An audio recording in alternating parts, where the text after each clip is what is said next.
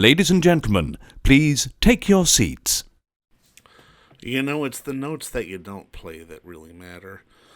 And if you're within the sound of my voice, that must mean you are in the seats with once again. As always, my name is Dave Voigt, and I am your host for this podcast where we sit down with a wide-ranging variety of industry professionals and pick their brains not only about their current projects, but influences, state of the industry going forward, and all sorts of fun stuff under the sun. If you need to subscribe to us, you can find us over on the Apple Podcasts, on Spotify Podcasts, or you can find everything archived over at our YouTube channel at YouTube. If you need to follow us on social media for updates, we'd really appreciate that too.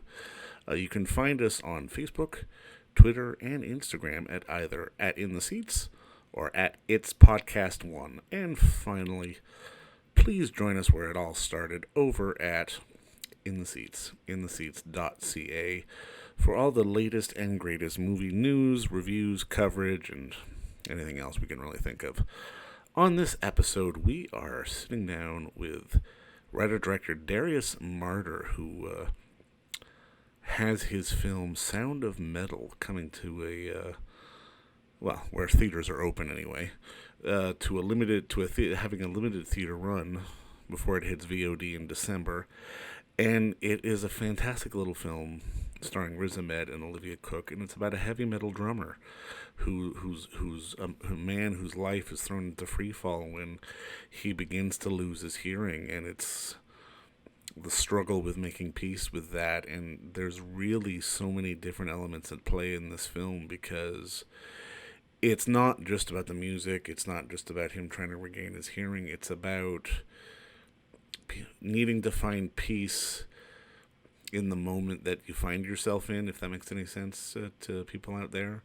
It really is a story that's about finding those moments of quiet, those moments in between the notes that you're comfortable with and that you can really sort of appreciate and enjoy. And we had a great talk with Darius about the film, because it is probably one of the best films of the year, and I do recommend you check it out either in theaters where available or on VOD in December. And that's it for us, and I hope you enjoy the talk.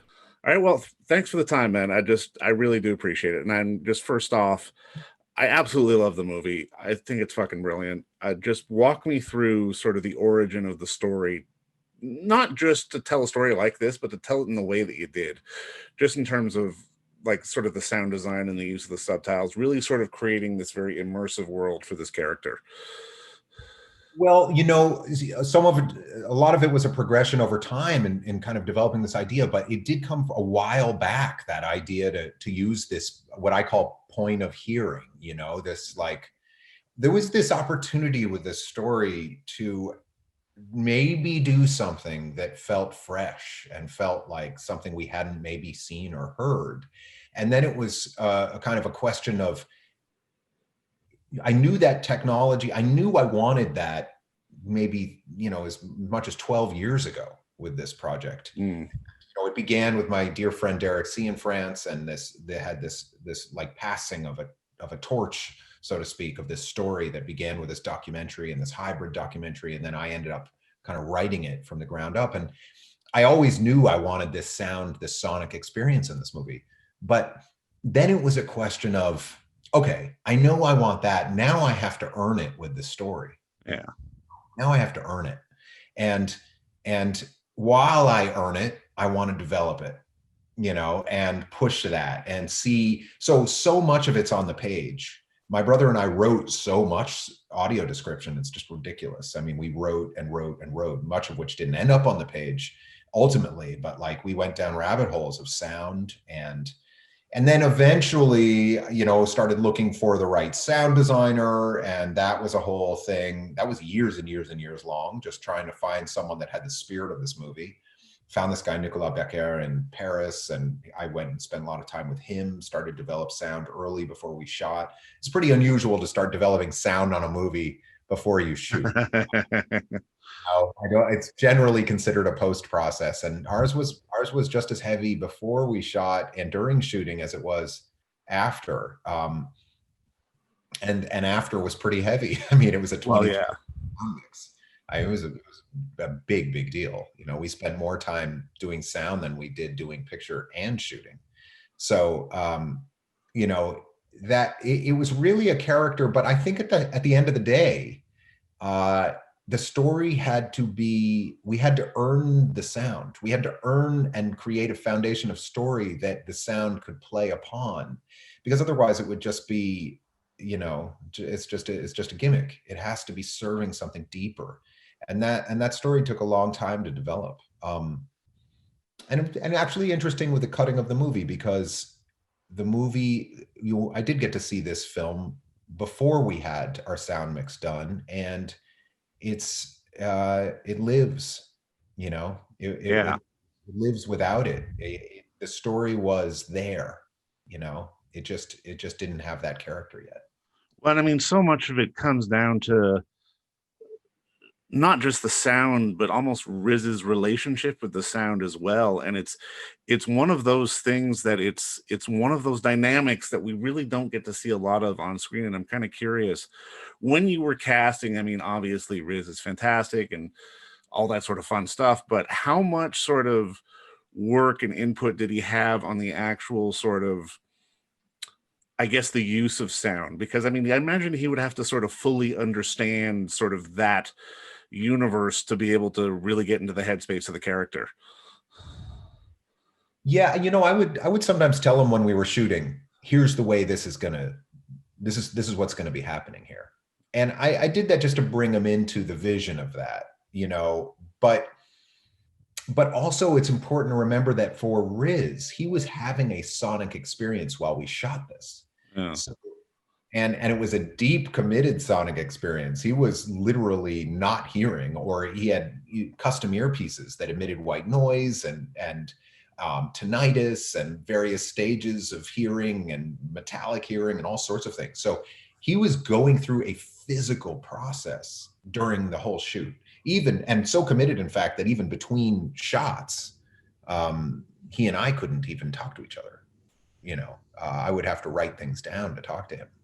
Um, you know, so he had his whole sonic experience that then later, you know, when I started showing him cuts, he was like, whoa, because that was, some of that was what he actually experienced, you know. So it was very interesting process that way. When you're crafting something like this, because I mean, like you say, doing the sound design and pre-production feels a little ass backwards, and it's just a question of trying to really develop something very immersive but still incredibly personal at the same time. When you were sort of piecing this all together, was it always a musician? Was it always a guy who was having problems with drugs? Who was it? Because Riz's character really has, as much as you expect sort of the musician layer, the more the movie unfolds, the more the layers of the onion tend to sort of come back, and you get more and more in depth on who this guy is as a person. Right. Well, the musician was always the case. The Yeah. drum was always a drummer, and that's because it started with this doc. So I had these parameters that I wasn't going to violate. You know, that was kind of the honoring of that, and I always liked it. I thought it was right.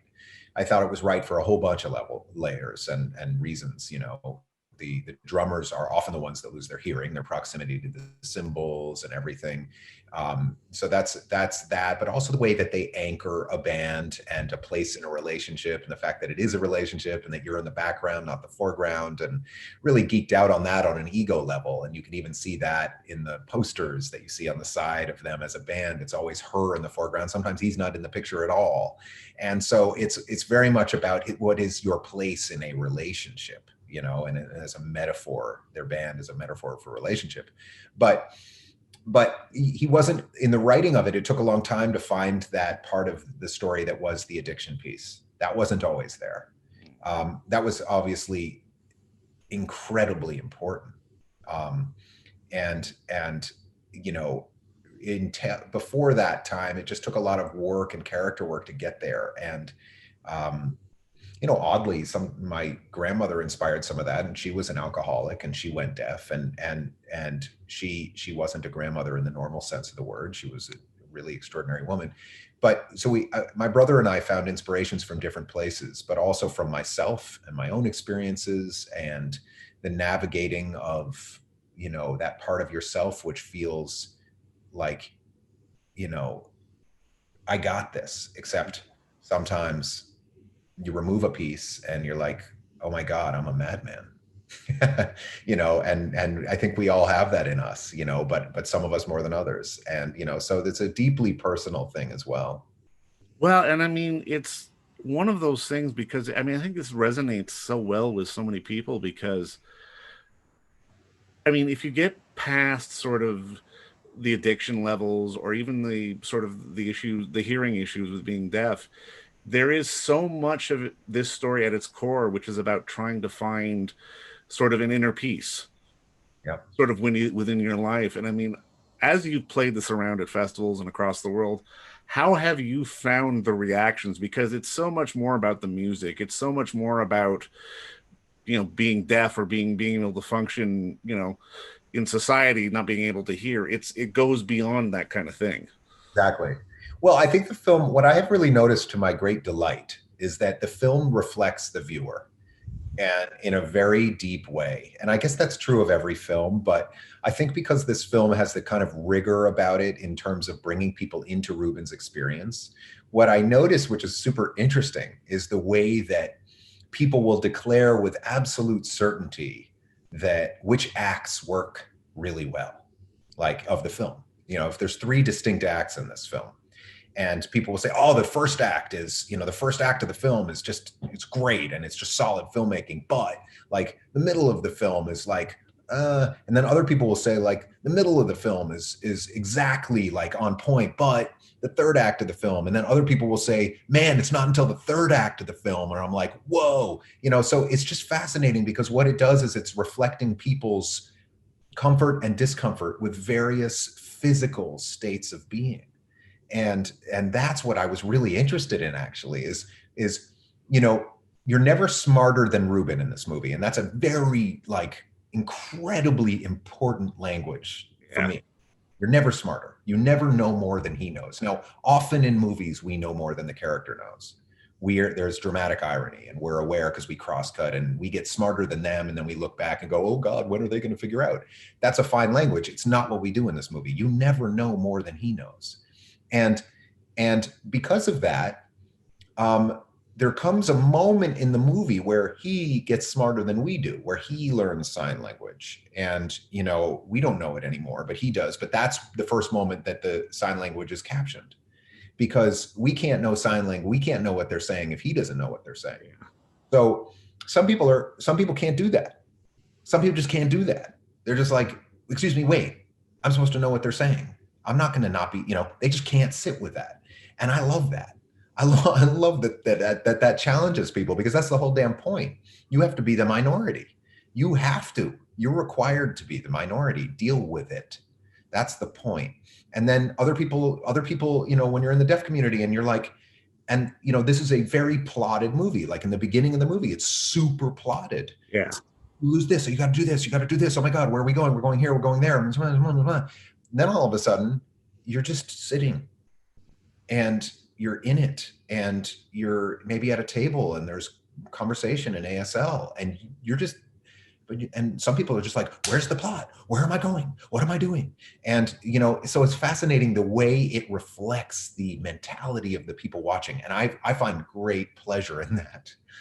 I think that's kind of what I was really after. And I mean, I think you're absolutely right, because I mean, just my progression through the movie was, just feeling for him and then just sort of evolving with him. And then once it hit the end, it was like, oh, I get it. It was just sort of that emotional catharsis of being able to be at peace in the moment, which is such an important thing to put on screen, and we don't get enough of. And I'm kind of curious, what is it about the art of filmmaking that sort of drew you in? Because while you say this is a very sort of plotted out and very sort of arc story, there is that sort of extra bit of catharsis at the end, which people are really sort of gravitating on in this film. Well, I believe in, this is actually a word that my friend Carlos Regadas, who's a wonderful filmmaker, uses, and I use it now to honor him, but it's the word presence. That sense of presence on the screen, it's really all I care about. It's like story is in service of presence. But when I say presence, I mean the actual state of watching something that has a physical vibration, that has a vibration that you feel, that you feel. It's not just an idea. It's not just someone showing you how cool they can be, or this camera move or that camera move, but it's something that happens that we've seen here and there in movies. And when you think about these iconic scenes in film, so often they're the ones with this presence where something happened that was surprising and living and transcendent. And if that's really at the heart of what I'm interested in, is the extraordinary thing about filmmaking is that it should extinguish all life. Which is to say, there's too much at stake, there's too much money being spent, there's too much control, there's too many people. And it's kind of like someone saying, sets a lion out across the field from you and then says, have fun or dance or feel joy while that lion's running at you. That's what filmmaking's like.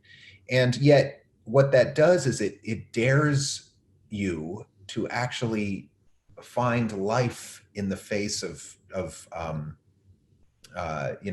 pressure. And when you can do that, it can be just extraordinary, because there's this, because it is that special and it is that magical when you can find that presence. I love that word vibration. What's the first film you saw where you felt that vibration that maybe set you down this path? Well, I actually know what that was for me. And I didn't see a ton of films when I was very, very young, because I actually lived on a spiritual community in the middle of the country, and, very, very poor. And even though my parents were very into film in those days, we were super poor. We just didn't get to films very often. But I remember, and didn't have a TV growing up either, so just didn't spend a lot of time looking at screens. And I remember going to a drive-in of The Black Stallion. Oh, wow. Okay. And it rocked me, and it never left. Like, that experience of being thrust, and it's so interesting too, because it's a first-person perspective, a really committed first-person perspective in that movie, of being thrust onto an island, just this boy and this wild animal. And I was just blown away by that experience when I was young, and it really stayed with me. And interestingly, I showed my children that movie, and you worry that it won't stand up, but apart from this very apart from this depiction of a black man that I think was a little bit over the top, that movie is extraordinary. It is it's an amazing experience. It holds up. Now, I mean, obviously these days we're all sort of stuck at home and we can't necessarily go and experience things on the big as much as we'd like. And I mean, as much as Sound of Metal feels like something that was designed for a sort of larger room with sort of this immersive experience, it still works at home. And I'm kind of curious, from your perspective, when you're working on something, can you think about sort of the large picture, or do you have to think about just hoping that people get down to the core of it no matter how they watch it, be it at home or on the big screen or what have you? I think we're made of story. I think story is what we are as humans. I think it is part of our DNA. It's part of evolution of who we are. We have existed and thrived from and with story. So at the end of the day, story is story. It doesn't matter how you see it. We are drawn to it like moths to a flame. And if it works, it works. So while every filmmaker wants it to be on a big screen, and I'm definitely in that camp. I love theaters. This is shot on 35. It has a sound mix you cannot hear outside of a theater. That's all true. But I also think it's a story, and that story can be watched in any way, and it will still be at its core what it is.